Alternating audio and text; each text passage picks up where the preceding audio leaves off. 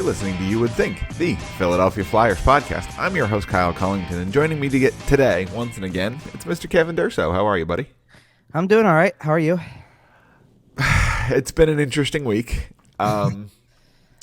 So we're just going to jump right into it. The first story we're talking about today is the fact that the Flyers have been officially eliminated from the playoff race. Oh, okay. So this is something that we have known is coming for quite a long time at this point. Well, yes, but so I was going to start by saying it hasn't been that bad of a week for me because of the fact that I don't hate those 3-day gaps between games. Sometimes it's kind of a nice pause. Okay. So I'm not complaining about the game that was Sunday after we recorded the last show, Tuesday, and then a big gap until you get to Saturday. Now, of course, there is another one on Sunday, after we record this one. So, I guess. Yeah, we're going to miss that one. I guess we're still in, we're in the home stretch of it, so to speak. I get it. But, the fact that this was even, I don't even know if there was much of a precursor to this other than that when the day of the game actually hit that was like, oh, yeah, by the way, if they lose in regulation, they're officially eliminated. Right. There wasn't much of a tracker for it. Not when you lose 10 in a row once and then 13 in a row. Right. And you fire your coach, all the other signs of being eliminated by November and December was pretty much on the table. Yeah. So, I don't it was only a formality. Right. And the mindset has clearly already begun to change. We've already seen the new guys start coming up, start making a difference. When we acquired Owen Tippett for Claude Giroux, he came straight to the NHL, even though he was playing in the AHL in Florida. We've seen some rookies start to come up and make some debuts. We've seen Hayden Hodgson come in, right? And these are guys that you're not necessarily expecting to see if the team is scrapping for points down the stretch. I'm agreeing with you. I'm just laughing at the part in my head. I'm going, yeah, we've seen Hayden Hodgson, and then we've seen Hayden Hodgson get scratched for Nate Thompson. So fair, but okay. He joins a long list of guys who have been scratched for Nate Thompson, and I don't know how many of them deserved it. Yeah, I guess so. By the way, Nate Thompson's back from injury. We don't have a slide about that if you're watching on our YouTube channel, but I figured I'd mention it here. And in case you can't tell, the mindset has clearly already begun to change here on the podcast too. We've talked about it before that we're already starting to think summer and off season and towards the future. So these young guys are kind of the only thing. They're really the only reason I'm watching the games these days. That and to see the development of the current guys, right? How's Joel Farabee playing? First line center, by the way. We might touch on that a little later. We did do that last week about how he was playing center. I mean, I guess the fact that he's first line makes a difference. I do think it's interesting. And again, we don't have a slide for this one either, but no, Nate Thompson's back in and Scott Lawton was cleared to play, but they're being very cautious with him. I mean, for a couple seconds, he basically almost went from what sounded like out for the season to cleared to play in 2 days, which is really interesting. It's really weird how really nagging stuff sometimes just kind of clears up. They really talked about him though, like he was done. Or close to done. We might not bring him back, which you kind of can't argue against because it's listen, don't force the issue with a certain guy. You really shouldn't do it. Well, right. And at this stage of his career, he's not we know what Scott Lawton is. He's not earning anything extra by playing in these last 20 meaningless games. It doesn't change his spot on the team next year. Right. Let him sit. We'd rather have him come back 100% healthy, right? The problem with that is, and I know I've said it before, and I know it's, Is it the rust? No, it's that this is the attitude that they have, though. If they're able to, they want to. They want even to if play, they're out of it, even if they're, they still want to. So, man, and I understand that, but I don't know. But you know what? I think there's always a little bit of extra pop in the building when Toronto's in town. Right, especially when Wayne Simmons scores a goal. Come on now. Yeah. Okay. Well, yes, and there were definitely a good number of cheers mixed with people are gonna boo sometimes, and listen, we can sit there and say that the mix was partially because there was a good representation of Toronto fans in the building. I'm not going to deny that. Of course, they're a team that travels well. We talked about that on our last show. But I think there were people who, quite honestly, were not disappointed at all that he scored a goal. No, I would. If I was in the building. If I was in the building, I would have cheered. Absolutely. It's Wayne Simmons. Come on. Hello. Right. And come on. And he threw down for the hometown crowd. He knew where he was. Well, that's why when he attempts to go after Zach McEwen in the first period, you knew it wasn't over. Oh yeah, and the place goes ballistic, and you get Wayne And he had to, Simmons. and I believe it was PK Subban who famously said, you don't fight Wayne You Simmons. don't fight And Wayne Simmons. yeah, and guess Hello, what? You saw that again at the end of this one because man. he's throwing haymakers out there. So I don't think I don't know him how and many of them connected, but he was I throwing. don't think him and Zach McEwen have any like super personal issues. I think they're both fairly respectful as far as the tough guy thing goes. Sure. But man, Wayne was throwing mean in that fight. he he was throwing for the bleachers. I can tell you why, because the hit right before that McEwen put on one of his teammates, I don't remember who it was at this point, but at the time, like it's down to It's the an emotional hit. But there's 2.5 minutes left, I think, something like that, just under 3, and I think he's looking at the scoreboard too, going, "It's a 6-3 game. What are you trying?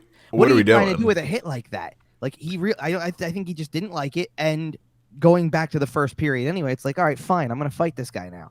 Yep. I mean, McEwen was still the first one in that. Like Simmons wanted him in the first period. Simmons was the first one to drop the gloves. In that situation, McEwen dropped him first, and Simmons finally was like, because I think Simmons just wanted to come over and give him a little shove, be like, "Hey, listen, I don't appreciate that." And McEwen was kind of like, "All right, you know what? All right, it's time. No, I know what the score is. Let's just go. Let's dance." And he was ready to go, and Simmons isn't going to back down from that. So, not in Philly. He knows. He obliges. Right. He knows where he is. It was a good one, honestly. I mean, it was a good tilt. They were. I would have liked, as a Flyers fan, I would have liked to see Zach McEwen put up a little bit more of a fight because it kind of seemed like he got steamrolled a little bit. But it's what happens when you fight Wayne Simmons. I've said that for years. Yeah. But either way, I mean, everything else with this week with these games was nothing more than a mere formality. I mean, I give the Flyers credit for playing Toronto pretty tough for the first 2 periods. The first period, they looked better than Toronto, honestly. Yeah, they did. They were push and play. Second period, they got the first goal and then kind of had that little, I honestly don't know what was going on during that little portion of the second period because the Simmons goal, I don't even know if he got a real shot off. I called it a changeup thinking he actually did, but, he was also skating away from my vantage point when it happened. So I think looking at the replay as it was on TV, I think he just whiffed and the thing just crawled and Hart overplayed it. Right. And it went in. And then the bank off the end boards, which was very much who is that? Wasn't it Elias Pettersson in the season opener who scored a goal just like that? Oh, right. So very similar to that, where it's bank, same spot, same end of the ice, same. It hit him in the same weird spot bounce, off of the skate, like weird bounce, and those are just it's 2 really awful goals to allow, and. I don't want to make this out to be Carter Hart's fault the whole night or anything like that. It's, let's just wait. Every goal in the third period, I don't think was his fault when it comes down to it, because you should not be facing, first of all, you should not be taken to school the way that whole team was when Mitch Marner and Austin. I mean, look, they're great players. They're phenomenal players. But they were taken to school. I mean, that was Harlem Globetrotters right there. And then, shorthanded 2-on-1, totally frantic play in their own zone when Morgan Riley finally scores on a rebound. And then the last one, which is, an unstoppable shot by John Tavares off the rush. Like, every goal in the third period, I don't know what else you could ask your goaltender to do for you. Right. And it was only a matter of time during the course of that game. It was only a matter of time before the Marner-Matthews, the connection, the way that and Marner was really the one who should get more credit for the goal. I mean, it's Austin Matthews' 51st of the year. Good for him, but you don't get much easier than that other than the empty netters that he scored this season. Because, right. I mean, Marner just got space, used his speed, got Carter Hart down. All 5 guys were below the dots watching him, and you just go out to the middle, where you can thread that needle to Austin Matthews, and the guy who's got one of the best shots in the game today. Oh, okay. Who basically took that shot as if he was in warm-ups because the net was that gaping wide open. Yep. Good for him, whatever. But, and then everything else. I mean, 2-on-1 shorthanded, that's a problem. I think that the other goal for Riley, it started as a 3-on-1 rush the other way. So they already have numbers. It's already dangerous. They somehow don't score initially, but everything stays there. And people are flying all over the place. They couldn't get out of their own way during that one. And then at the end, the rush again, neutral zone kind of turnover, if you will, or just lost battle in the neutral zone, like lost 50-50 puck, and Tavares ends up getting it from Nylander off the rush and just goes top cheddar. That's Right. What are you gonna do? That's the way. And I had to go back and kind of look because I wasn't really. I remember like when they played Minnesota earlier in the week. Minnesota had won 6 games in a row coming in, so I think they took it to 7, and I don't believe maybe they have lost 1 since. I have to go check. But I know they won again. Yeah, they lost to Pittsburgh in overtime, but they beat Carolina on Saturday. So they've been playing well. Yep. And Toronto had just picked up a couple of wins that were pretty darn good for them. They beat Boston, Florida, and Winnipeg this week. Florida and Boston are pretty good teams to beat at this stage of the season. I mean, that came after they lost to Montreal, of all teams. Right. And that, things like that. But they've won a lot in the last couple of weeks. I mean, they only have lost to Nashville and Montreal, and that's it. They've got wins against Dallas, Carolina, New Jersey, Florida, Boston, Winnipeg. I guess to kind of counterbalance some pretty awful losses because they lost in overtime to Arizona. That was the game where there should have been a penalty called, right? Yeah. And then they lost to Buffalo in that was the Heritage Classic, actually. So they lost those 2 games and have since been pretty darn good going. I mean, and it's funny because there's a part of me that sits there and goes, yeah, it's the good old late March, early April run where they look really good, and then the playoffs will start, and we'll see what happens. Like, we know the demons, right? Like, we know the demons that the Toronto Maple Leafs face. Of the first round and all that type of stuff. You know and what it's game happening again. You know what game I watched on Friday night? What's that? 2004 Eastern Conference Semifinals, Game 6. Oh, that's funny you bring that game up because there's a certain figure in that game who I want to talk about later. Yeah, we'll get into that. I mean, it's funny you bring up. They showed that clip during the game on Saturday as well, and I thought it was funny then too because I'm like, that's a really interesting clip to have in this montage package today. Yep. But yeah, I decided I wanted to watch good Flyers hockey, and man, that game was fun. It's funny because I feel differently about that game for 2 reasons. It's fun. It's still, it's hard to watch games from that particular time. Like there's better, like I'm not saying that there's like not better days we can go back to, but it's hard to watch games from that time frame and not be like just not be kind of mesmerized a little bit by the fact of how much the game's changed since then. Once the murder's legal, it's the second round of the playoffs. Murder is legal, right? Well, and that's game. The thing. It's once the lockout happened, and a whole lot of stuff changed, and pace changed, and everything so much changed after that it's almost hard to watch those games. Like every now and then you'll see that that game had the 2-line pass. Yeah, it did. Do you remember? Do you also remember when everything really started when there were no games a couple of years ago, as we were waiting for the playoffs to kind of come up and the bubble and all that stuff? I sure do, man. But they would re-air some games, like watching the 5 overtime game with Keith Primo. That game's a slog. I mean, you got guys who are barely moving. Overtime is 3, 4, and 5 are pretty rough. Well, and that's because you've already been playing for a really long time. But even regulation, it's a slower game at that point. Oh yeah, the game is incredibly slow. So it's just the way that it is. There's nothing wrong with that per se. The game was good then. It should be better now with some of the ways. Let's put it this way. Just about every player, or at least every superstar player who we talk about who comes into the league, comes in with way more speed and skill than anybody who we've seen. And we've heard guys talk about it. Like, we've heard guys who played back in that time frame. Like, think about what happens when Trevor Zegras has more skill than every single player who played in that 2004 game. Probably. More actual hockey hand skill. I don't know how we go in next year with that guy not being a face of the league. I don't know how. He scored another Michigan.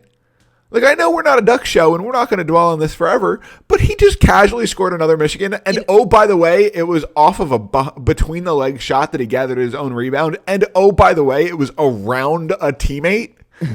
Hello? Sonny Milano just standing there like, oh, okay, I'm just going to watch. Hello? Where's the popcorn? This kid is ridiculous. Okay, first of all. So I got 2 comments on this one. Number one is, okay, you just said he did the Michigan again. At what point in time does the name of this goal change because it's being done so much by other people?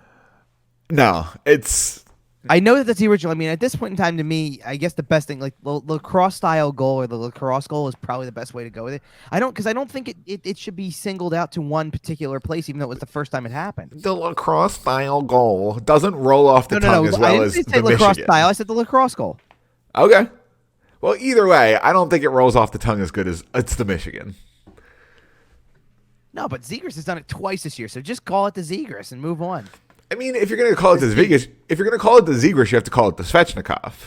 Well, right, because Svechnikov did it twice first. That's right. Right. But either way, it's crazy to think about how much of the game we haven't seen yet. Right. So so that's my first. So my first thing is, at what point in time do you stop calling it that? But seriously, he's so good at what he's doing right now, and he's so skilled. And to be honest, it's a shame because the last time we really talked about him, would he either have been when the Flyers were playing the Ducks, which was more mid-season. Well, they have a game against the Ducks next week too, but like the only other time they played the Ducks was, I guess, that California trip in December, right. Early January, right after New Year's.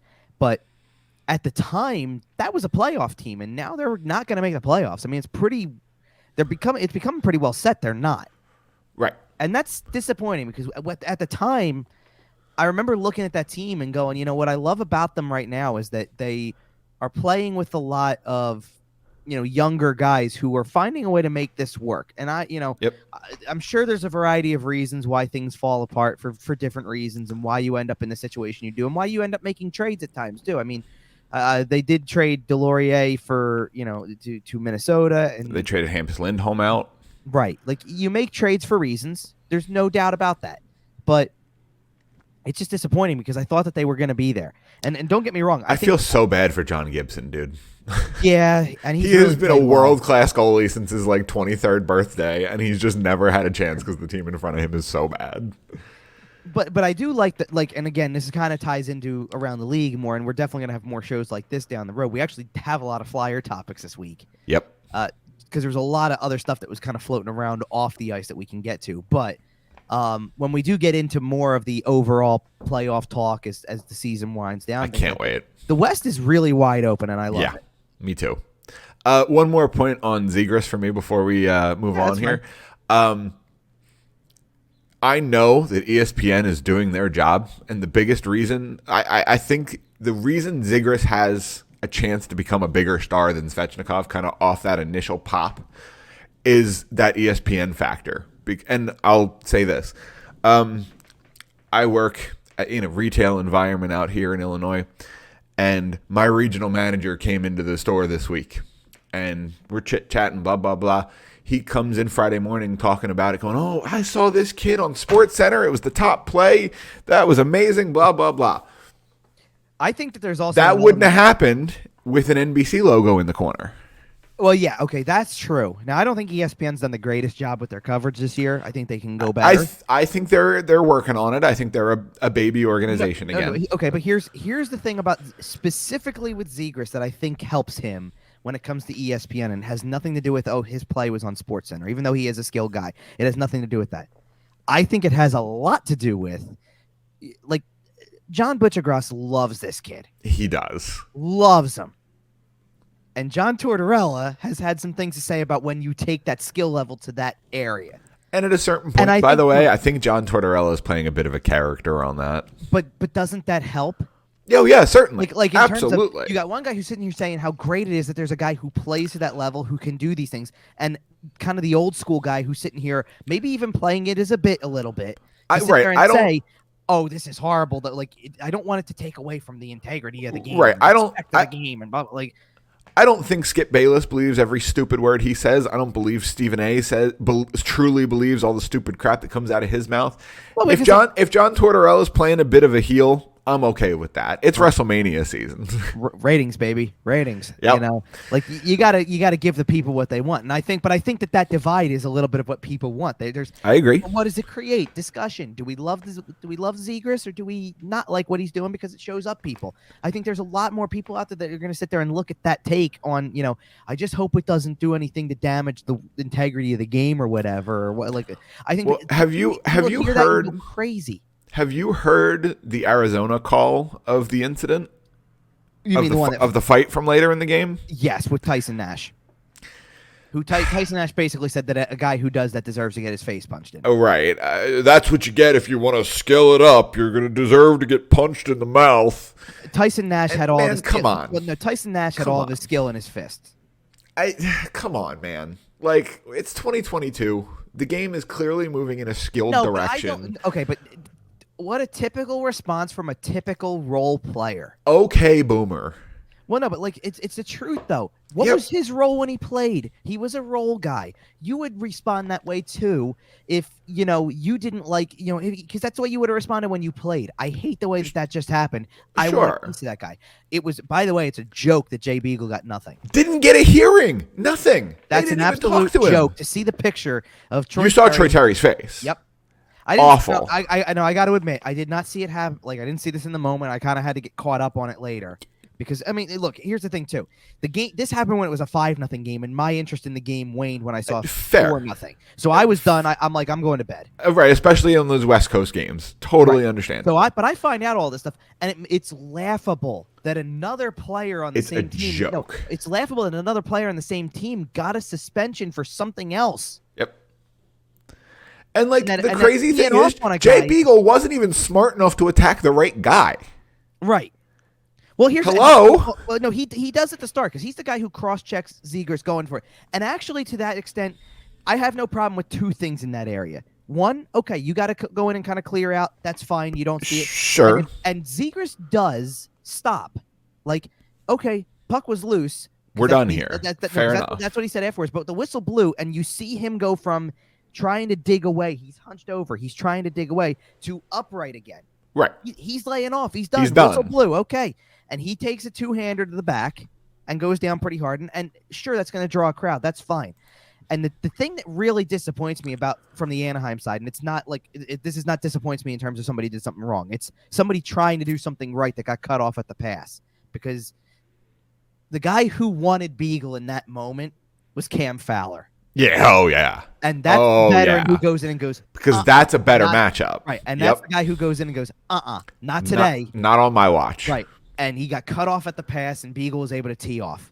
And Beagle had a friggin' field day with Troy Terry's eyebrow. From a guy who isn't going to fight, who isn't that type of player, and who isn't expecting it. How do you give a guy 5 minutes for fighting, not give the other guy 5 minutes for fighting, and not kick Beagle out of that game? Well, I think by that point the game was over. So so he was done. Okay, fair enough. No, but how do you not, as a Department of Player Safety, which we've already stated, he doesn't even get the $5,000 maximum allowable fine under the CBA. Like, he doesn't even get that. What are we doing here? Well, no, because someone quickly brought up the fact that it was like, I think it was earlier this week, because I just said Toronto beat Boston earlier in the week, right? Like Sunday or Monday or something like that, right? End of that game, Taylor Hall took a cheap shot at Lyubushkin. Oh yeah, he sure did. Yeah, you know what he got for that? $5,000. Yeah, and that's never. It was what he attempted to do. It didn't land the right way because Lyubushkin was fine, I guess, and that that helps. But he gave him. They always judge it based on injury, which is stupid, but whatever. Yeah, well, if they judge it based on injury, then the fact that Beagle didn't get anything is even worse. Yeah, but Taylor Hall was, it was a very the way he kind of wound up for what he went to do was very Bertuzzi of him. Yeah, that was the only way I could describe it, because I saw the way he kind of grabbed him from behind, and he goes back for it. He's loading up. Yep. None of this has to do with the Flyers being eliminated, by the way. Well, it kind of does, because that must mean we're getting closer to the playoffs, right? You're seeing the physicality. You're seeing the physicality pick up, and you're seeing the calls ramp down. The Ducks part was mildly relevant because the Ducks are in town this weekend. So this upcoming weekend. So Do we get bonus points for that one? I guess. I'm not when Trevor Zegras puts up more highlight reel goals because now he's annoyed. Oh, stop! I want to see this kid. I can't wait to see this kid in person.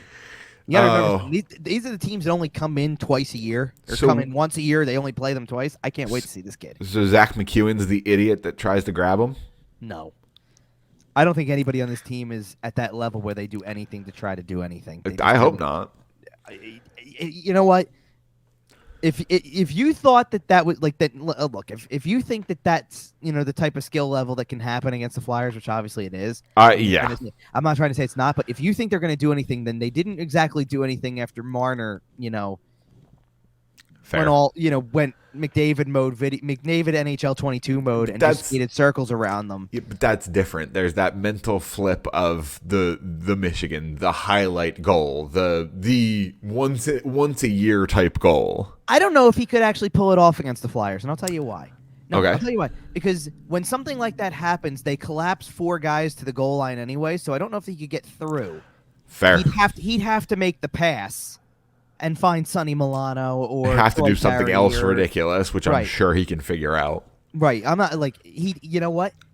I think it's more likely that he does an original than does the Michigan or the Svechnikov or whatever you want to call it. That's almost worse. No, you know what the original is, right? I'm repeating the original, the Buffalo goal, the flip. Oh yeah. Okay. That seems more likely to me than the Michigan because of the fact that I don't think he'd have the angle to go around the net and go through as many bodies as he would have to that are standing there. Right, but you chuck it over the net and let traffic happen. Yes. Yep. That I agree. I think is more likely. And that would just be a skill play on its own. Like that would just be, and I don't think anybody would go after anybody anyway. I think that they're checked out for that type of stuff. One of these games, he's going to chip it over the net, bounce it off the back of the goalie's head, and right in.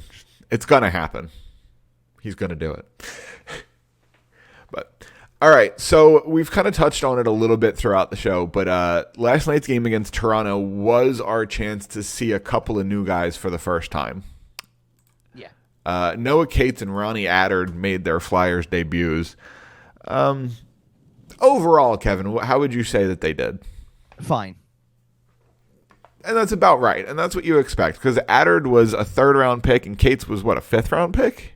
Yeah, I believe so. Right, so expectations aren't extraordinarily high. If these guys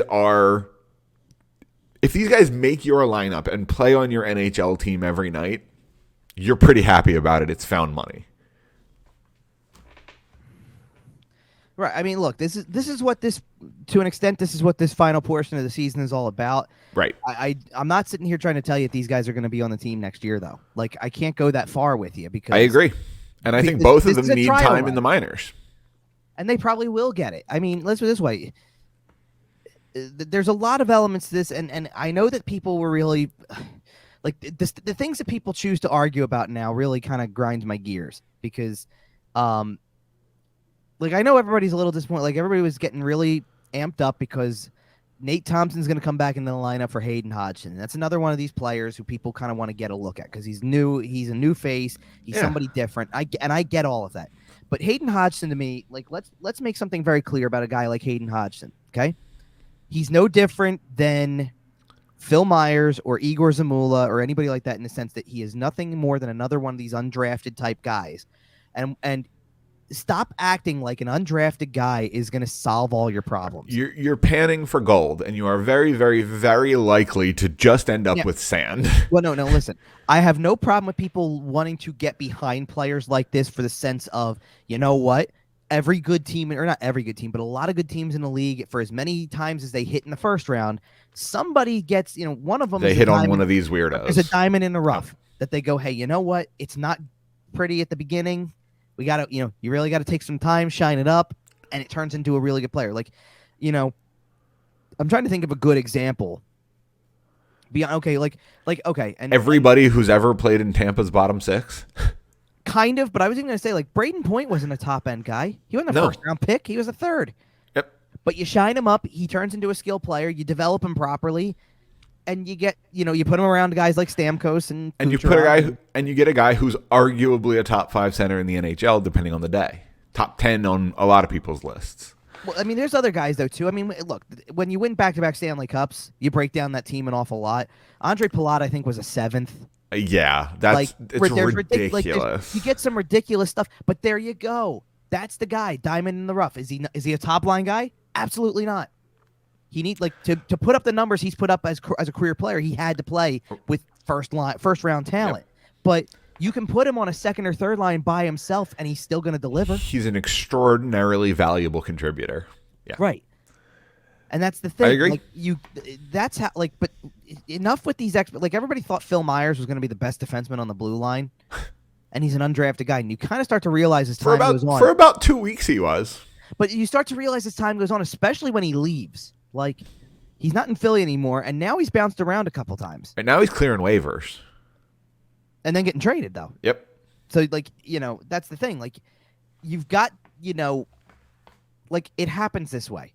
We do this too often with draft picks and go crazy about guys, when reality is that if you really want the next big thing, there's really only one way to do it. And you put yourself in a position to get the McDavids and the Matthews of the world and pick at the top. And the 1 year that they have had that so far, they lucked into the pick anyway. And then they, out of stubbornness, picked a guy who, didn't pan out for multiple reasons. And if you go back even further, the one before that is JVR, who had a good career, but we traded him away for the best part of his career. Well, one of these days we'll get one of these top picks, right? Flyers currently sit with, I think, the fourth worst record in the league. Is that correct? They do, but so something interesting happened. Speaking of the Tampa Bay Lightning, by the way, the Tampa Bay Lightning lost in a shootout to the Montreal Canadiens on Saturday. We love that. We are big Montreal Canadiens fans in this house.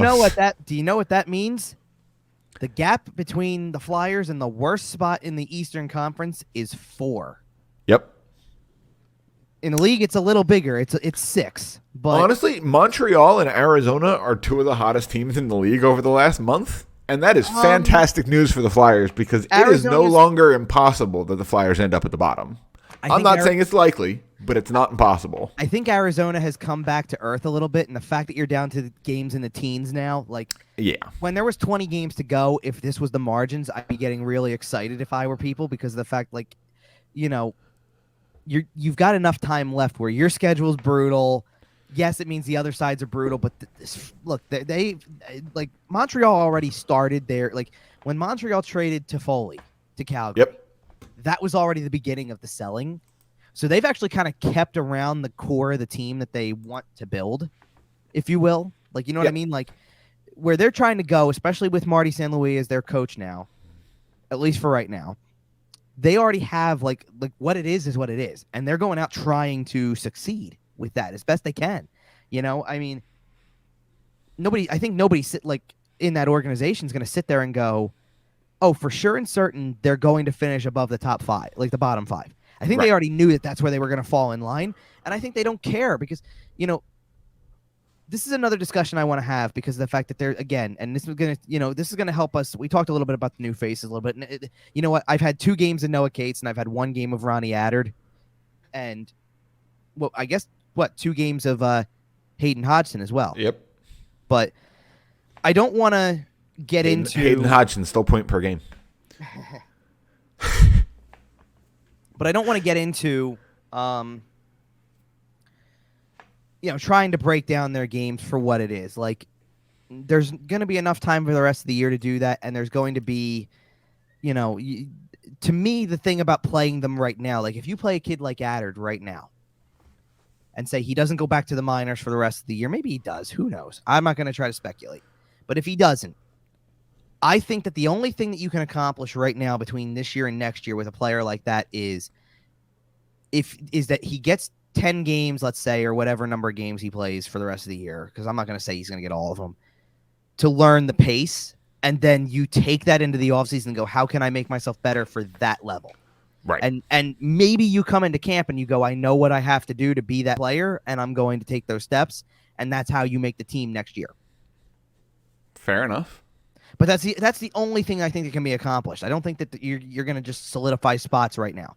All they can do is learn how the pace is at this level and then see where it goes from there. But they don't really have options, if you will. Right. And I think this summer is going to be tumultuous enough that I don't know if anybody on the roster feels particularly safe with their spot next year. A couple guys, sure, Carter Hart's probably not going anywhere. But everybody else might have a little bit of a warm seat. So speaking of warm seats, there's one more storyline from Saturday night's game with Toronto that we have to talk about. Probably the biggest story of the game heading into the game, once news kind of broke that Keith Yandle's Ironman streak would be ending at 989 games. Notably for those who are math challenged here, that is 11 games short of 1,000. And it was widely assumed that the Flyers would be allowing Yandle to finish out the season, at minimum hit that 1,000 games. And yet here we are. And the streak is broken, right? We're sitting here Sunday morning. He did not suit up last night. I think there's a chance he's in the lineup tonight, and the new streak starts at 1. But this news kind of swept over like a wave on Saturday. Kevin, how did this whole thing come about?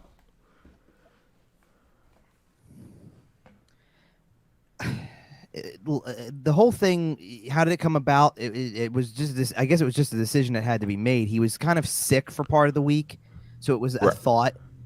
But then he came back, and they kept things the way they were. And there's an element. I heard some thoughts about this where it was like, maybe they wanted to see, and I know it's going to sound ridiculous, but just hear me out. Maybe they wanted to see what Nick Seeler looks like without a guy like Yandle as his partner. Because Seeler can at least skate better. Like, let's be clear if we evaluate the situation. Seeler is a better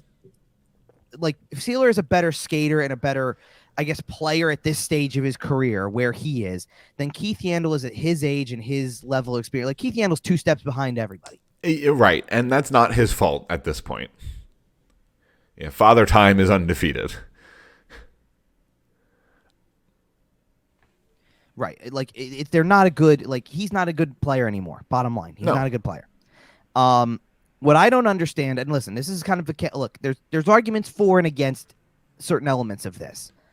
Because I see it all the time, and I get people who want to sit there, and because there's people who I think, and we just talked about bottom 5 spots, so that's kind of why I'm bringing this part up. I think there's people who are sitting here going, why bother do this now when Yandle makes you a worse team and you need losses? Right. I don't buy that, because I don't think that throwing in a kid who played college last week is making you any better helping you tomorrow. any better. That's fair. You're still experimenting. All you're doing is trying to show the kid the pace, and that doesn't mean he's going to make the team next year. Doesn't mean anything. It just is giving him a taste of what it's like, and I don't think it puts you in a position to be any more likely to win a game or lose a game than you already are. So, at the same time, because here's the thing too. At the same time, you can't be of both. Like, you can't take both sides of an argument, right? You can't sit there and go, I want to see Attard, and that, so like, you can either be of, I want to see Attard and I'm pissed off that they didn't play Hodgson because I want to see all of the young guys. Yep. You can't be, hey, you know what? I like both sides of it. I'm glad that Attard's playing. I really want to see him. But yeah, get Nate Thompson back in there because we got to tank it too. Like, I really hate the people who think that tanking's a thing in the NHL. It does not work. And Exhibit A, Buffalo Sabres. Took them a long time to get a first overall pick when they were the worst team in the league for like a lot. Or, Buffalo Sabres. Look, ask yourself why 5 different teams have held the bottom spot in the league this year when any one of them could have just folded. Right.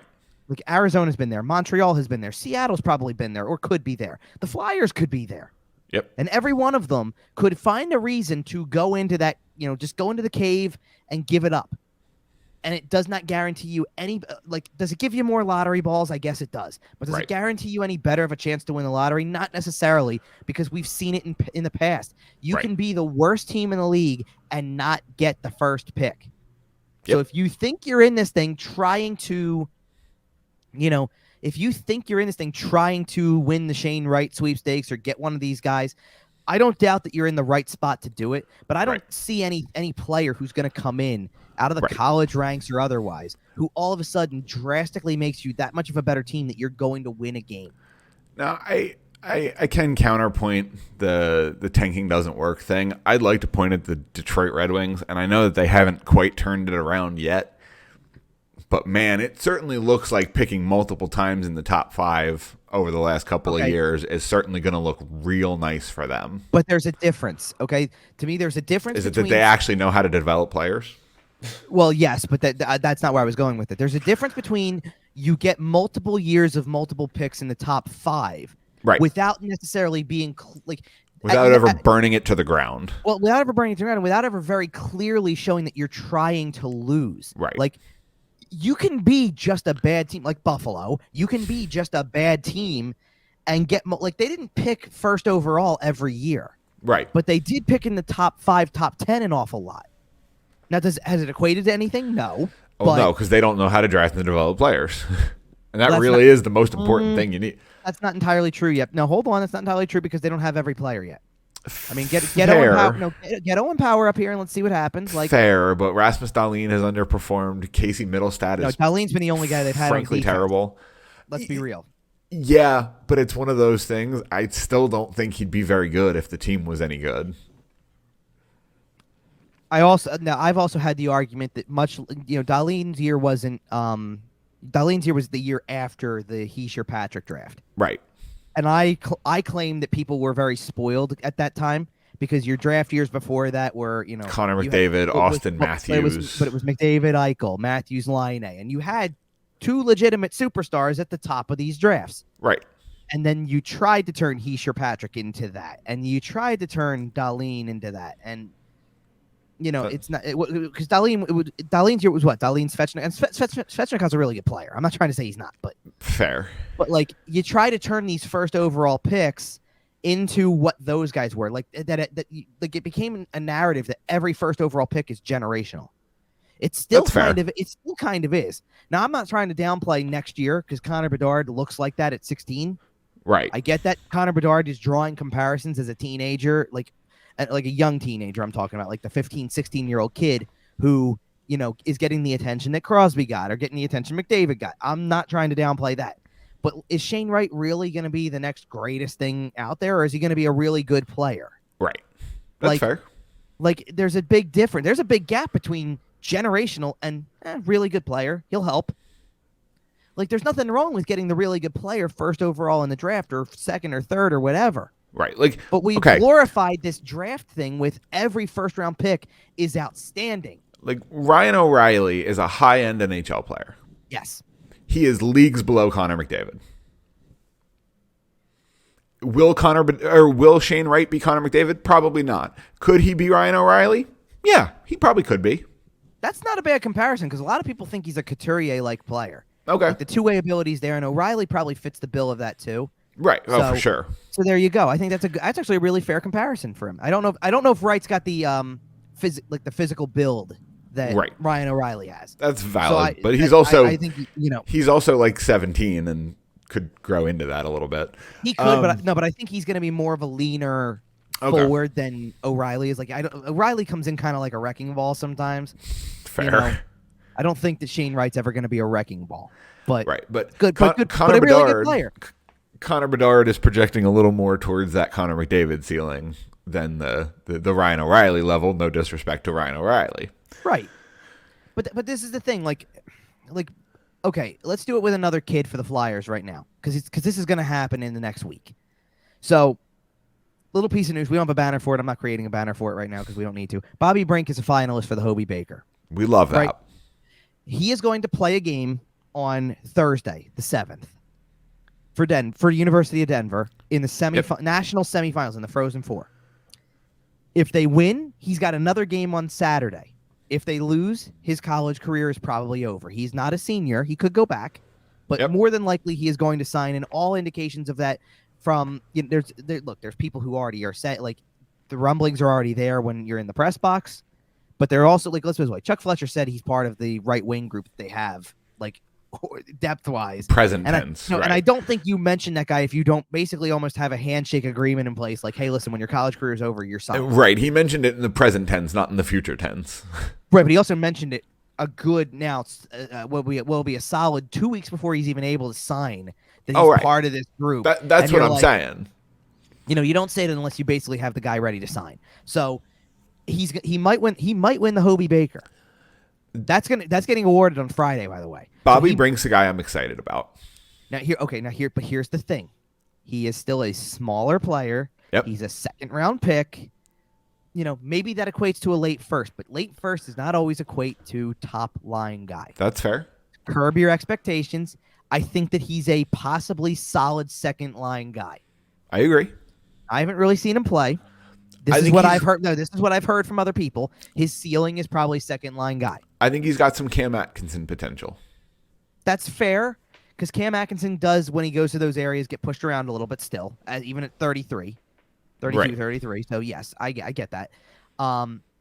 He's got more of a willingness to go there. He does get pushed around. He's got a good enough shot that he can score at this level. But let's not jump to he's going to score at Jeff Carter levels. Like the best Man, that'd be nice. Jeff Carter. No, I don't think you're going to get that, but I think you're going to get a solid 20, 25 goal scorer at some point. And what does that equate to, though? Typical middle six, high end guy. Yep. That's the high end of the middle six. That's the kind of guy. Well, and you hear it a lot in the NHL draft. There's really not a whole lot of difference between pick 20 and pick 80. Like there's a pretty big gulf there. And that's what you get when you pick, when you finish 2 points out of a playoff spot and pick 14th. That's the kind of guy you get sometimes. And that's kind of a lot of the talent that the Flyers have picked up, and that's why we're kind of missing that top end talent you're talking about.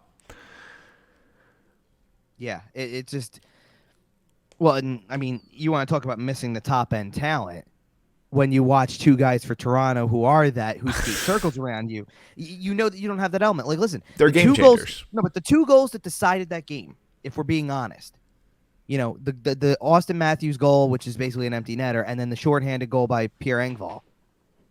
They both happen for the exact same reason, lack of high-end talent. Yep. And the reason I say that is because of the fact that, high-end talent's what leads to the Matthews goal because Marner puts on a show. Yeah, for sure. But the reason why the Flyers give up a shorthanded goal is because your power play has no high-end talent. Correct. There's no crazy puck move. This is why they're ranked 32nd in the league. Yep, and to be fair, Claude Giroux's been traded, Sean Couturier's been hurt. Like, you've lost your two big pieces off of that first power play unit this season. But yes, you're correct. The current iteration of the Flyers' first power play is not very good. Their first power play unit looks a whole lot like a decent team's second power play unit. Right. I mean, at best. If that. Yep. Although I would like to say, I know he hasn't scored yet, but Owen Tippett continues to look very good in my book. But all right, back to Keith Yandle. That's kind of where we started this whole tangent. Keith Yandle didn't play on Saturday. Right. No, this is a widely talked about topic, though, because this created a lot of argument. First of all, I can't believe that we're going to sit here and do this, where we have to talk about the fact that Keith Yandle's streak ended, and there's actually people who defend, there's people defending both sides of it. Okay, so you still haven't stated your side yet. I'm curious to find out where stupid. I think the streak was stupid. Okay. I am glad that we firmly agree on that. They don't listen. Okay, here's because now I'm going to get fired up about it because this is what I love it. They didn't owe him anything at game number 990. If nothing else, when the contract was signed, veteran minimum, and he gets a no trade clause. Yep. They owed him, I guess, whatever it was, 42 games. Right. To get there. He got another 25 that they didn't owe him. They could have said, you know what? You got your record and you're done. That's it. We're moving on. And they could have either tried to find a trade partner that he would agree to go to, or just waived him. Just cut him. Yep. You have no obligation to keep playing this guy any further than you did the day he broke the streak. Yep. He got the Ironman record. That was the obligation. You held up your end of the deal. And Well, we don't know. There might have been a handshake to you don't sit me at all this season. There might have been a handshake agreement to you don't sit me till I hit a game 1,000. You don't sit we don't know for sure. I don't think 1,000 would have been on anybody's mind until it was within reach. That's fair. You might have gotten the season though. Right. I think everybody was focused on whatever the number was. I think it was 965 was the record. Something like that. Yeah. So everybody was focused on that. And then the issue I have, because I want to talk about some of the comments that I saw as people talked about this. The worst one to me, I mean, this is just a god-awful take in so many ways. It was ridiculous. Jeremy Roenick tweeted about this and was like, oh, God, here we go. Slamming the Flyers organization for their lack of loyalty. You started a sentence with Jeremy Roenick tweeted, and I should have known. I didn't realize you hadn't seen it. I haven't seen this. It was the biggest BS thing I've ever seen. And to be honest, my reaction to it was, well, this explains why Jeremy Roenick never won a Stanley Cup. Because you're glorifying individuals and you're all about loyalty, but you aren't about improving your team. Because I'd want to know if 27-year-old Jeremy Roenick playing for whatever team, Chicago, whatever. He should be screaming at the coaches every single day. Bench this guy, he sucks. Right. If this is ruining your prime years of your career, that a guy is still playing because you feel obligated to play him for a streak. Yep. Then you're not committed to what you signed up to be as a hockey player. Yep. Then you're saying the word I saw used a lot in quote tweets of this thing, because I don't know if I even follow Jeremy Roenick. I probably do, but I don't see his stuff come through. I missed it by a solid couple of hours before I actually saw it floating around. And the thing I saw was a lot of people called it participation trophy culture, because he wanted them to be this loyalty to. He's been nothing but good to you. You have to play him. Blah blah. He's been here for 8 months. He probably didn't even buy a house. He probably rented an apartment. He's living with Kevin Hayes. Even better. He's not even contributing to the local real estate economy. Come on now. It just blows. We don't owe him anything. What are you talking about, Jeremy? It blows my mind that they're going to show that clip of him beating Toronto in the playoffs later that night, literally.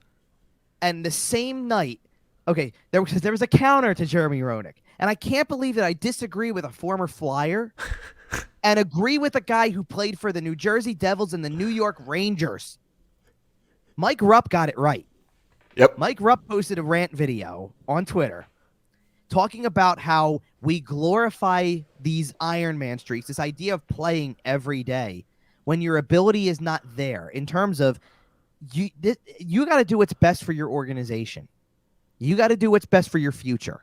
Right. If that means playing a kid out of college and seeing what you got, that's your obligation as a team. Not, hey, some guy's got a streak. And he chastised he didn't chastise just the Flyers for doing it for as long as it went on and taking the step. He chastised the Arizona Coyotes because he goes, Phil Kessel's the next one in line. We all know this. They chartered a plane to Chicago so he could play for 10 seconds and hop on a plane to go back for the birth of his child, just so the streak didn't get broken. How is that reasonable? At least Phil Kessel contributes. That's the difference. Honestly, that's the difference. I know he didn't contribute in that game. I understand. Well, no. And I know where you're going. And in Arizona, it's easy to contribute when you don't have a lot around you. It's not even that. It's the fact that Phil Kessel is still a reasonable NHL player at this stage of time. Okay, Keith Yandle is not. Okay, Mike Rupp didn't think so. That's what I'm trying to get at. Oh, well, I think he is. I think Phil Kessel. Mike Rupp's point was hey, listen, this streak could have, for Yandle, it should have ended in Florida last year, and basically that organization got pressured. The players revolted. Right.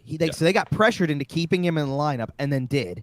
And then you've got on the other side, you have basically what he was trying to say is that, hey, listen, this is happening in Arizona too, because they feel an obligation to keep something going that, why? Why are we glorifying the individualized streak? And I think, and to be honest, the most surprising part of that is the fact that Arizona could afford to charter a plane.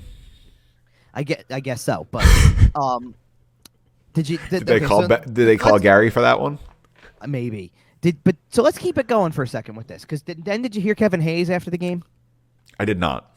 Okay, so Kevin Hayes. How bummed was Kevin? He kind of got asked, you know, about it, and let's just wait. He took a really long time to start. I'm sure he knew that question was coming, and I'm sure he knew to be careful about it. He took hold on. No, he wasn't careful by the end of it. He said what was on his mind, and I don't agree with it, but he said what was on his mind. And if in case you are somehow listening to this podcast and you're not aware, him and Keith Yandle are very, very, very, very, very close friends. As far as I'm concerned, they might as well be brothers. Oh yeah, they're family. Their families love each other. They're yes. So here's basically the gist of what he said, because he kind of really starts off just by trying to give that generic hockey answer. It's coach's decision. No, he didn't even say that. No? Stuff. He's like in terms of just trying to say like it's tough. He's really you can see the wheels are turning. He's trying to figure out where to go, and then he gets to a point. And he goes, I love this city. I love this team. I love this organization. I smell a butt coming. We're only players. We don't make these decisions. Okay. It is a business. Keith said it. It's a business. They have to make decisions for them. That's why they want to see some college kids. That's what they have to do. He gets the follow-up question was, it sounds like you didn't agree with it when the decision came down, and he goes, and he basically confirmed he doesn't agree with it. And it's his boy. I expect him to back his boy to a certain extent. But then, how do you lead with "I love this team, I love the city, I love this organization"? But he's my best friend. I don't. It kind of hangs it up in the air. I'm sorry. And my problem with that answer, and this is where I'll because he sat there and even said, "You guys will probably make me sound like an idiot with whatever, like in the media, because of whatever, like because it'll be twisted or whatever." I'm not going to try to do that to him. I know where he's coming from. It's a buddy, and it's a guy who's been there for you your whole career and who's guided you. And here's the thing. I don't deny that Keith Yandle has value as a veteran player who's been around the block for a new guy coming in. I don't doubt that experience matters. Let's put it this way. Why do you think Nick Schultz is in the development part of this organization to an extent? Because he played for so long. He's a guy who you sit there and you at least want to have somebody like at the end of the day, sometimes ability doesn't matter when it comes to, I want to say coaching, but ability doesn't matter to being a mentor to somebody when you sit there and go, tell them what life is like at this level. Because they need to know how to conduct themselves, and they need to know it's not always perfect. Right. So I understand that element of it, but to sit there and basically say I love this organization and and all that type of stuff, I love the city, I love the team, all that stuff, and to kind of throw the but in there, like, but it's one of my best friends, and it kind of sucks to see this happen. It almost feels like a veiled threat.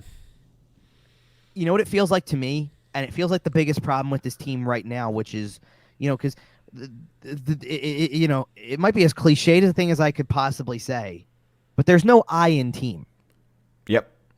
And I'm just getting the sense from a lot of things, because I'm going to go to the next tab we have to kind of wrap this up, because we have more to talk about off the ice than this. I'm getting the sense that there's a lot of I mentality. I don't disagree with that. And that's a big problem when you want to try to get out of whatever you are. It sounds like a lot of guys who play for themselves and don't play for the good of the rest of the team. And Yandle, here's the thing about Yandle. This is not to criticize Keith Yandle, right? Because Yandle took it. Yandle sat. Yandle sat there and even said, "I understand why they have to do this. It sucks to not play, but I get it." And he was a good soldier about it. And you know what? He's probably going to play on Sunday. Yep. Because Nick Seeler got hurt on Saturday night. So he's probably going to play on Sunday, unless they want to put Connaughton in. But I can see a world where they throw Yandle right back in. At this point, he might say, I'm taking the weekend off. Throw Kevin Connaughton in. Nah, because he won't be that type of guy. And it helps him because, you know what? Next year, he might play somewhere for the vet minimum again for a team like, maybe he goes back to Arizona where he's played before just because they need bodies. And you know what? You get to continue playing. Yep. I don't know, because let's just say there's not a contending team out there this year that's going to look at Keith Yandle and say he's on my team next year. Not one single team. No. Well, a team that needs body. Well, unless he's I was going to say, I wonder if that changes now that the streak is broken, because he might be a little more willing to be a seventh and just go be an asset for a team going to the playoffs. Maybe, but I don't. No, I just don't know. I think there's there might be a better shot that he just hangs him up than wouldn't the Florida Panthers like a guy like Keith Yandle at this point? What, now that they can put him where they actually want it? I don't think that would ever happen, by the way, because I think now there's too much bad blood. I agree, but like you get where I'm coming from. Just because the way that roster is designed. Because there's an element of it. You got to remember something about the element of this whole streak too. Florida didn't have the guts to do it until it was the playoffs, and it didn't technically count toward the streak. And it doesn't matter, right? Right, but they still had the guts to do it, which creates something. Like I'm sure that creates a little bit of feelings. I mean, I don't know if I don't want to go so far as to call it animosity, but I do think it creates some feelings. Sure. And they essentially told him, now that the games really matter, we have to ice our best lineup, and that doesn't include you.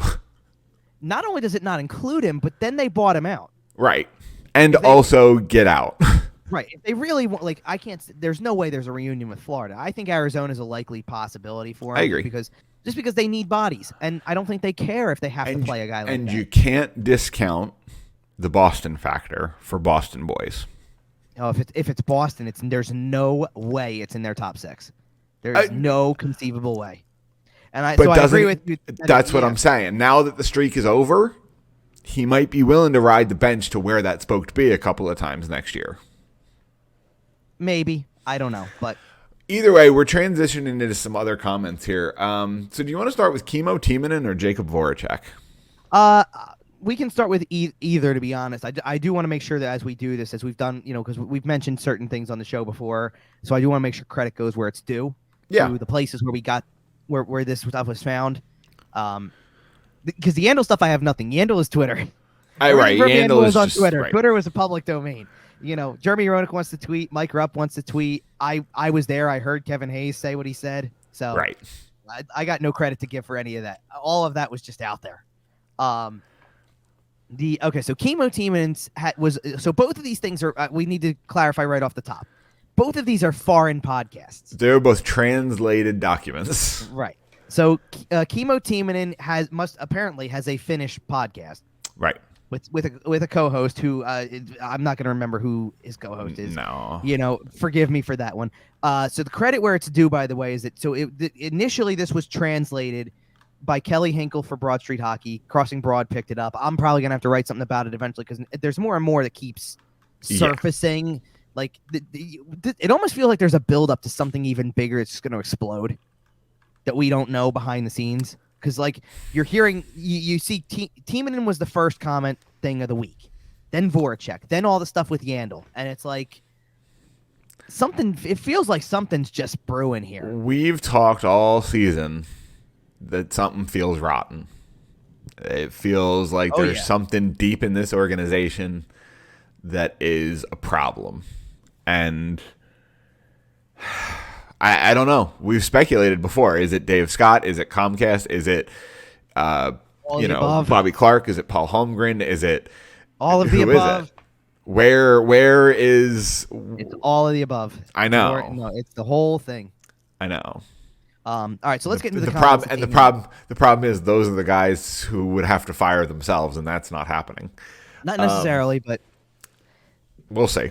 Anyway, so Kimmo Timonen had his podcast, and he mentioned the fact that him and Claude Giroux grabbed some beers after the 1000th game.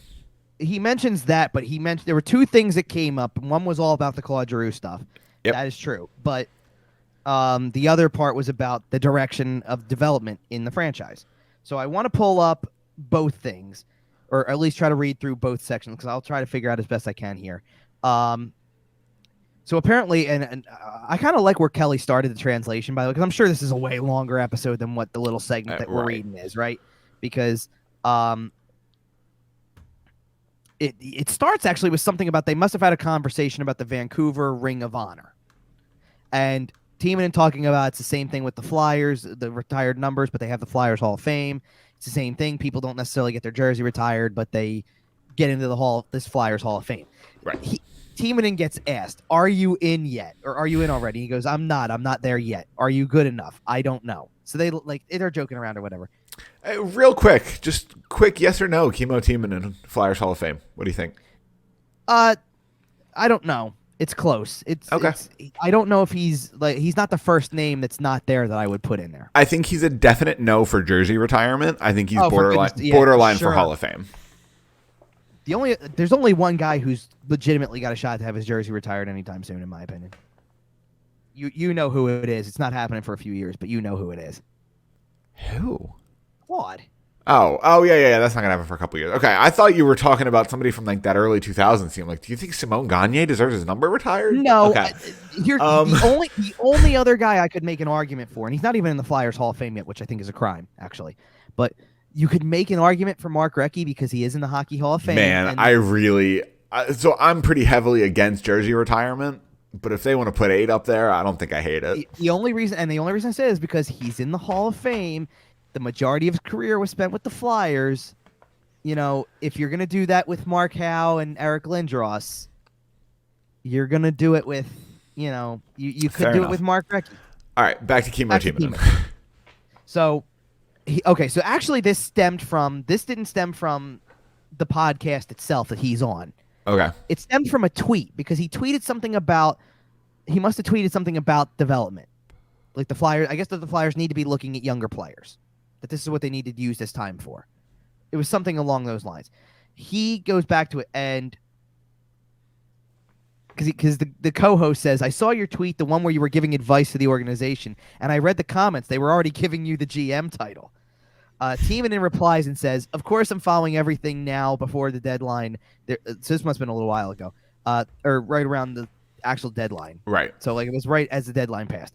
There's all kinds of stuff going around social media, and I was preparing for this podcast episode, and I was thinking, for once I will give my opinion on how things should go in the Flyers organization. They have 19 games left, and if someone didn't see the tweet, I just said it's time to let the young guys play.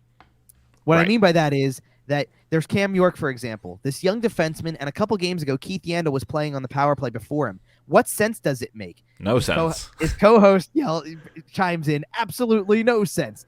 And Timonen is still, by the way, I love how the translation, like you can tell they're talking over each other a little bit. Because it took Kimmo a second. Yeah. Timonen's next quote goes, now that we're no longer in playoff contention, and he goes, right, no sense. Like, so he's in agreement. But he goes, so let these young guys play, let these young players play the 19 games remaining. And I'm not only talking about Cam York. They have others, forwards. They should put them in different roles.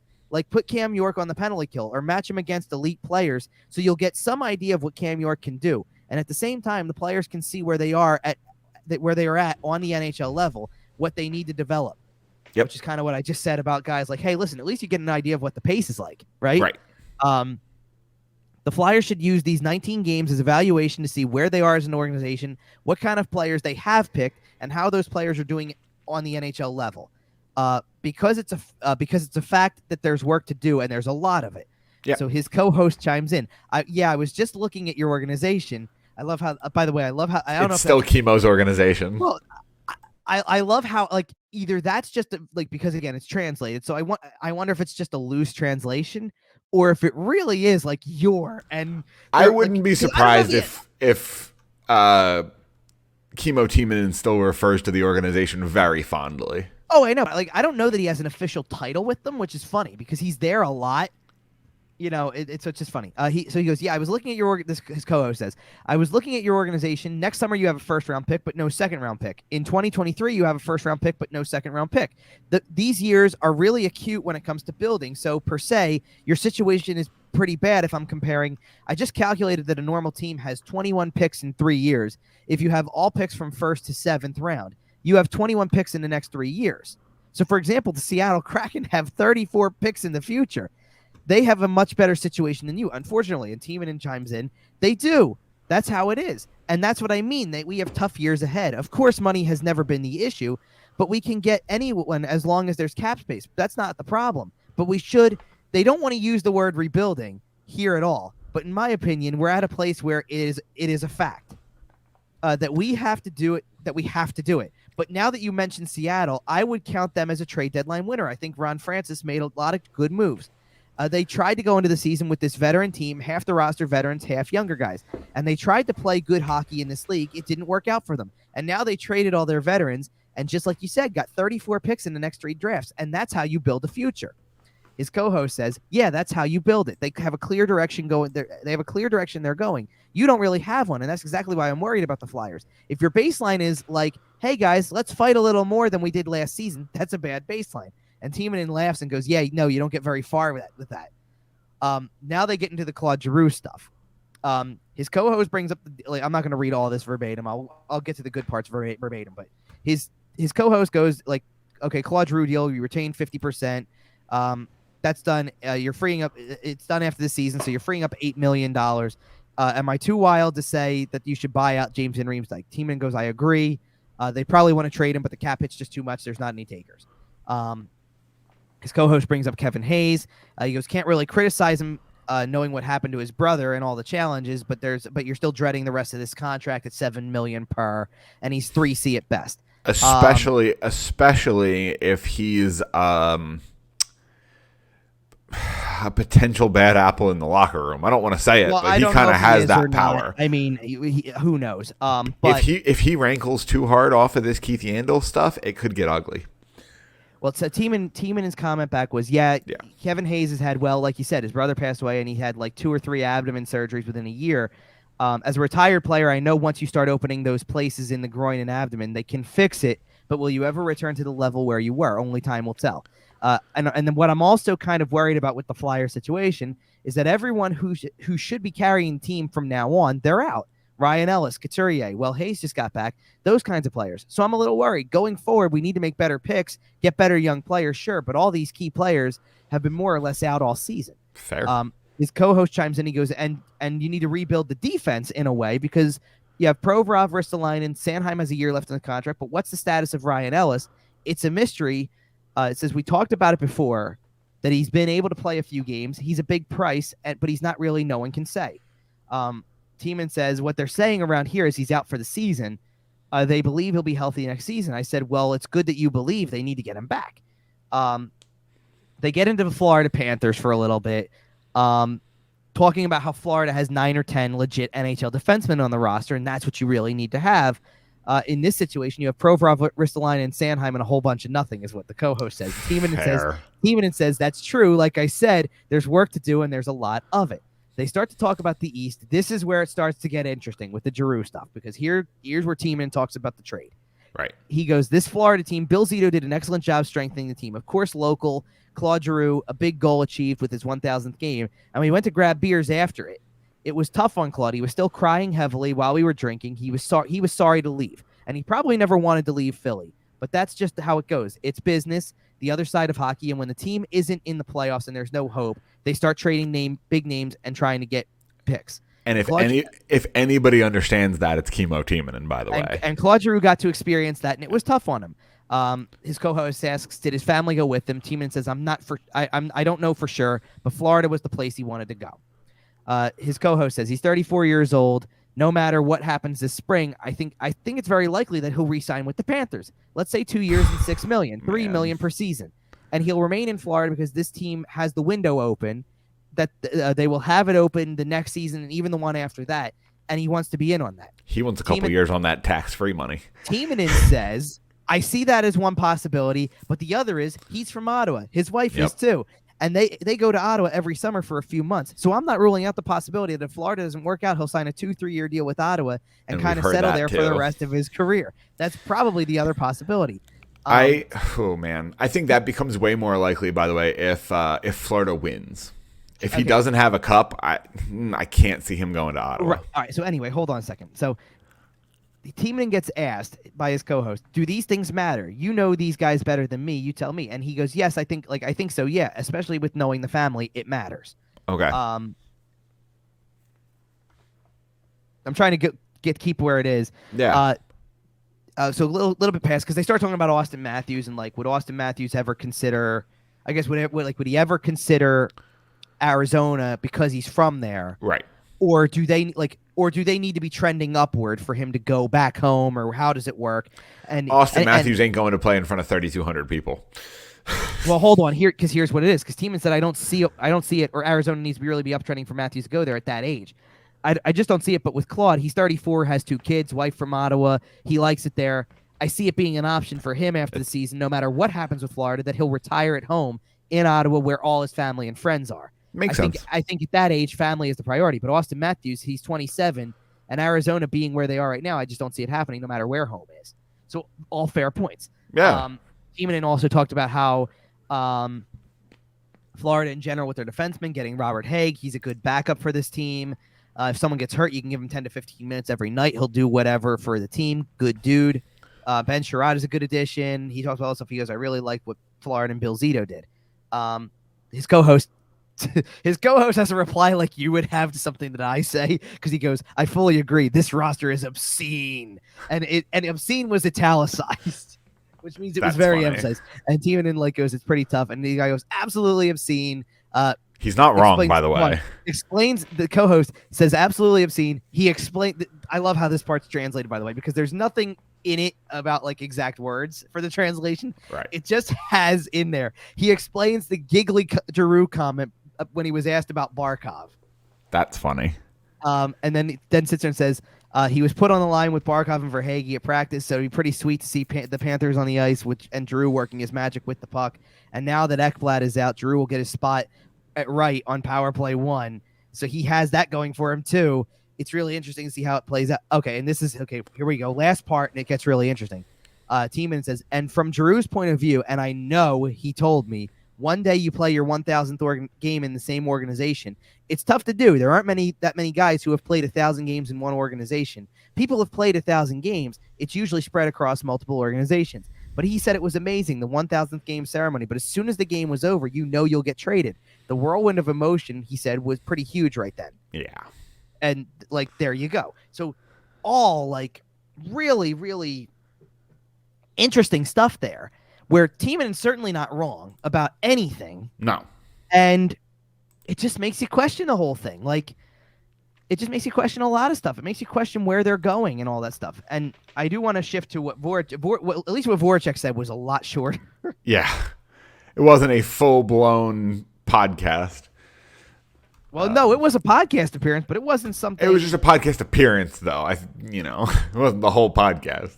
So let's try to take a look here, if I can, at the whole little transcript that came from the Voracek one.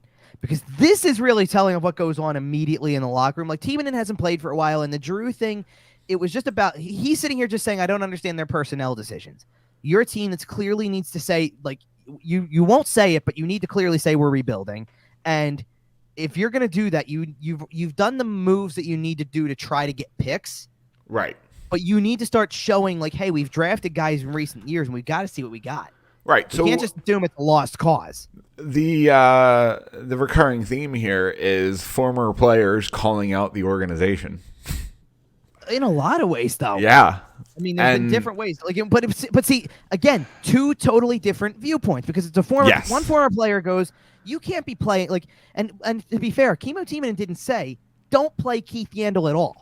Right. He didn't breach that talk. He's just sitting here going, don't be concerned about the streak. No, but his point of contention was, if Keith Yandle's in a lineup but you got Cam York in a lineup, why is Keith Yandle playing on the power play before Cam York? Fair. You need to see Cam York. Yep. It's about exposure. If Keith Yandle is filling out your playing roster, he's filling out your playing roster. Yep. But give Cam York the number 1 minutes right now. And they have been for the most part, by the way. But let's go to Voracek. Yeah, Voracek goes on a Czech podcast. There's only 4 question Q&As, so this is going to be a quick one. But I will read it pretty much verbatim because there's not a lot to get to. Sure, I'll hit you with the questions. You can answer as Jake. Okay, sure. There you go. You got it in front of you? Yeah. Again, these are translations, so the grammar is a little... By the way, okay, I should say, this was not translated by anybody locally, by the way. This was translated from the Czech website that did the interview. Right. And then I'm not going to attempt to pronounce it, but it's HOKEJ.CZ. Look, I don't know Czech. So I imagine that's hockey. I think that's just hockey in Czech. And it's hockey.com in Czech. I agree. All right, so anyway. Columbus, a longtime assistant Brad Larson took over for Columbus last June after Don Tortorella's 6-year... Okay. What does it emphasize? He says, Brad Larson is really open, which is probably the best thing you can have with a coach. Compared to recent years in Philadelphia, this is a pleasant change. Already throwing shots. There's the Jake Voracek we know. That's right. You probably also like your roles a lot. You play the first line, the first power play. He chimes in. I've also played the first power play in Philadelphia. We probably had the same unit there all the time. It was more about that. If you just don't agree with the coach, it's hard. I don't go into the conflict, or I didn't go into the conflict at all. but I think I could. He bit his tongue in Philadelphia. The Flyers decided to take a different path, and I didn't want to interfere there. I left, now G, and they are one of the worst teams in the NHL. First of all, they have to look at what mistakes they made, but I don't think they imagined the year they have. Did you discuss Claude Giroux's departure with him? Yeah, we often called before the trade deadline. Leaving after 15 years was hard for him because he always thought he would play his whole career there. Over the last few years, the chemistry outside the locker room has unfortunately been so strange, but it has not been within our competence. We can say that under Ron Hextall, we rebuilt the team, even though it didn't look like that, because we made the playoffs and we were so close to the playoffs. Before the COVID started, I thought we played really good hockey. Maybe we could go far then, but that's just the way it is. Put a pin in that. We're going to talk about that specifically when we get done. Sure. What are the circumstances of your trade? Did you talk about the disagreements with Coach Alain Vigneault? What was your relationship with Chuck, General Manager Chuck Fletcher? There was nothing that could be done with the coach. His ego was so big that unfortunately there was not much to deal with. Chuck and I talked about it. I had a great relationship with him.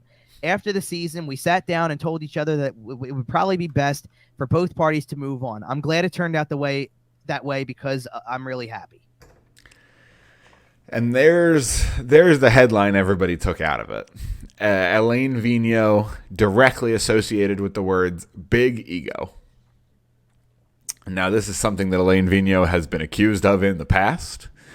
This is certainly not a new situation for Alain Vigneault fans. But I do want to start real quick on the previous answer, the Claude Giroux, Ron Hextall, rebuild the team answer. Right. That's interesting to me because that almost sounds like I take that as Jake Voracek giving Ron Hextall credit. They can say we rebuilt the team even though we were still making the playoffs. Like we made these adjustments and we started transitioning to the younger people even though we were still making the playoffs. Right? Talking about right before COVID, they were playing really good hockey. Right. You know, again, this is one of those things I feel like that one got lost in translation a little bit, and it's kind of getting glossed over because of the Alain Vigneault comments. But I think that's interesting. I'd like to hear Jake speak in English about that. All right, so here's my take on this one. Yeah. I don't think that Voracek is necessarily wrong. And I mean that in the sense that I'm sure Alain Vigneault has a bit of an ego. You don't win as many games as Alain Vigneault has won. You don't coach for as long as he has, and not kind of feel a little bit too big for your britches, you know? Like, you get this sense of, I'm right, you're wrong, just listen. Right. You know, shut up and listen. I'm going to make the call. I call the shots. I'm the kid. I'm the leader. I'm the captain. You know, like I'm the captain now. Look at me. I needed to go there. If you're watching on our YouTube channel, look at me. Yes, I know. But I get the sense that like there's an element of that where he's entitled to that to an extent. Like, yeah, he's been around the block. It really makes the case for why I argue against that type of coach coming in if it's not Mike Yeo to begin with. Okay. Because that's the coach that you need to push people over the top. It's a good enough team. That's the motivator to get him over the hump. You actually want another guy with a little bit of an ego to push that button and go, hey, listen, I'm challenging all of you. You know you're better than this. I'm pushing you. Tortorella. Yeah, when they're good, though. Not when they're developmental. No, I know. I still think that's what's going to happen. I'm not saying I want it, but I think that's what's going to happen. I can't see. You know what? I can't see them shelling out money because I don't know if you heard the latest Snow the goalie too. And listen, I don't have a number on it. They didn't have a number on it either. But the word is that the season ticket renewals are the lowest they've ever been in. I am 0% surprised. Would you renew your season tickets for this team? No. Would you buy new season tickets for this team? No, but But here's the thing. Not only that, but apparently it's hard to not renew. Like you have to jump through hoops to not to do it. It's like canceling a cable bill. It's a yes. But either way. All right. So back to this whole thing because I can't see how you would try to because you know what kind of money Tortorella's going to need to be a head coach.